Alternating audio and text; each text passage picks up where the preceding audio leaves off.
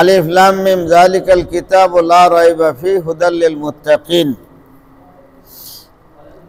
মুআজ্জাজ হাজিরিন, সম্মানিত সুধী, মানুষ যদি হকের উপরে থাকে, মানুষ যদি বাস্তবের উপরে থাকে, তাহলে মানুষ বাস্তবতাই শেখে, অবাস্তবতা মানুষ শেখে না। এই জন্য হকের উপর থাকা চাই। হকের উপর থাকার কারণে 300 মানুষ ইসলাম কবুল করেছে। আল্লাহু আকবার! ইসলাম কি জিনিস!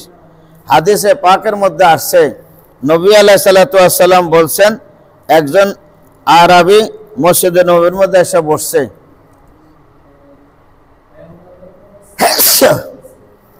একজন আরবি মসজিদের মধ্যে বসে, অল্প কিছু সময় বসার পরে তার জরুরত আসছে, পেশাব আসছে, সে গেছে ওয়াশরুমে, জরুরত হয়েছে।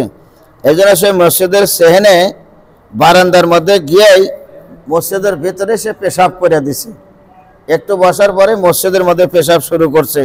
সাহাবায়ে কেরাম দেখছে, দেখে সেরা তাকে মানা করছেন, মানা করবেন। তো সাহাবায়ে কেরাম তাকে নিষেধ করবেন।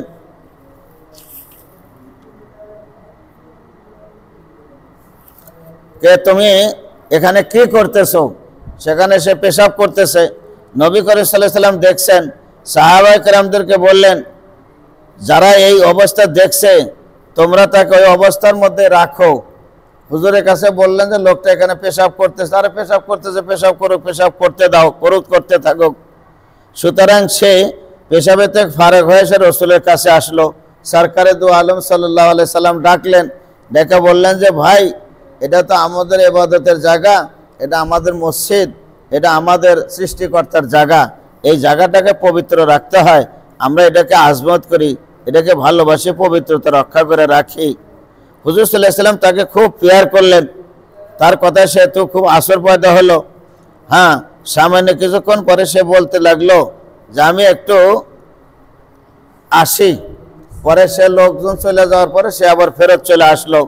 আসার পরে হুজুর সাল্লাল্লাহু আলাইহি সাল্লাম তাকে পরিধান করার জন্য কাপড় দান করলেন। এরপরে খাবারের জন্য কিছু টাকা পয়সা দিলেন। এরপরে সে চলতে লাগলো। হুজুর সাল্লাল্লাহু আলাইহি সাল্লাম তাকে একটা সোয়ারিও দিয়ে দিলেন যে তুমি এইভাবে চলে যাও। সে যাইতে থাকলো, চলে গেল। সে সুন্দর পোশাক পরে সোয়ারের উপর সোয়ার হয়ে যখন চলে গেল, যখন তার কবিলার মানুষ দেখলো যে কি সুন্দর পোশাক, আবার আস্তে আস্তে সোয়ারের উপরে সোয়ার হয়ে তারা সকলে বাইরে চলে আসলো।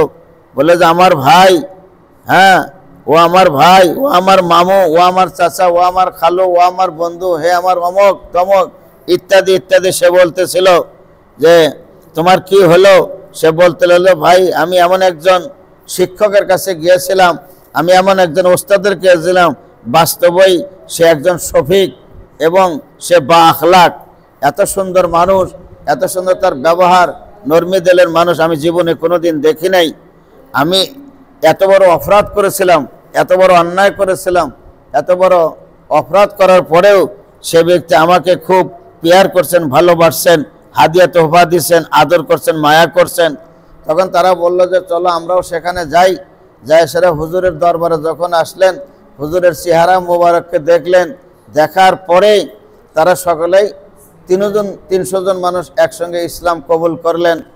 এই জন্য শায়ের বলছেন, হাসান ইবনে সাবিত রাদিয়াল্লাহু তাআলা আনহু বলছেন, আহসানু মিন কালাম তারাকাতু আইনি ওয়া আহসানু মিন কালাম তালিদিন নিসাউ খুলিকতা মুবাররাম মিন কুল্লি আইবিন কান্নাকা কাদ খুলিকতা কামা তাশাউ। হুজুর, আপনার মতো কোনো মানুষ সুন্দর করে কাকেও বানানো হয় নাই, আপনার মতো সুন্দর কোনো মহিলা প্রসব করে নাই। আপনাকে যেভাবে বানাইলে আল্লাহর পছন্দ হয় সেইভাবে আপনাকে বানানো হয়েছে। ভাই, মূল কথা হলো এটা যে কোনো মানুষকে তিরস্কার করতে নাই। যদি মানুষের সাথে ভালো ব্যবহার করা যায়, মানুষের সাথে খারাপ ব্যবহার না করে যদি মানুষের সাথে আচরণ সুন্দর করা যায়, তাহলে মানুষ এই মানুষের ব্যবহারের কারণেই সেই লোকটা কি হয়ে যায়? আল্লাহ হয়ে যায়, বুজুর্গ হয়ে যায়। কাজে আমাদের উচিত, হিন্দু হোক, বৌদ্ধ হোক, খ্রিস্টান হোক, যেই হোক, যদি তার কোনো ভুল থাকে ভুলকে ধরায় দেওয়া চাই, আচরণ সুন্দর করা চাই। আবার আপনারা প্রশ্ন করবেন, তাহলে যুদ্ধের ময়দানে যুদ্ধ করছে কেমনে?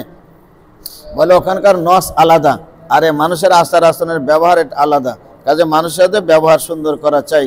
আল্লাহ তুমি আমাদেরকে সহি বুঝ দান করো, বলেন আমিন।